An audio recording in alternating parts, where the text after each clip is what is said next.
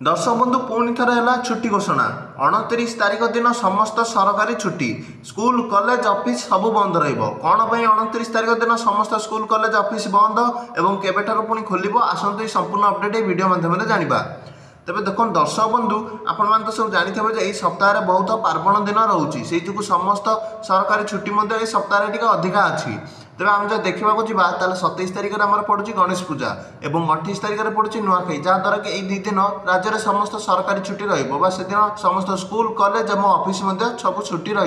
किंतु केबे भी सरकार तरफ नुआखाई परदिन टी छुट्टी घोषणा कर किंतु सरकार तरफ आज 29 तारिख दिन नुआखाई परदिन को सरकारी छुट्टी भाव घोषणा कर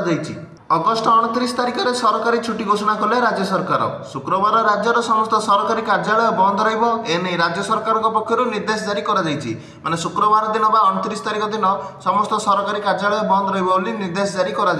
27 तारिख में गणेश पूजा कारण सरकारी कार्यालय बंद क्यों कारण पक्षर सरकारी छुट्टी घोषणा कर उपलब्ध ना किंतु 29 तारिख दिन आपर छुट्टी घोषणा कर स्कूल कॉलेज ऑफिस सब बंद रही वीडियो भल लगे वीडियो लाइक करने चैनल टी सब्सक्राइब कर दिखाँ।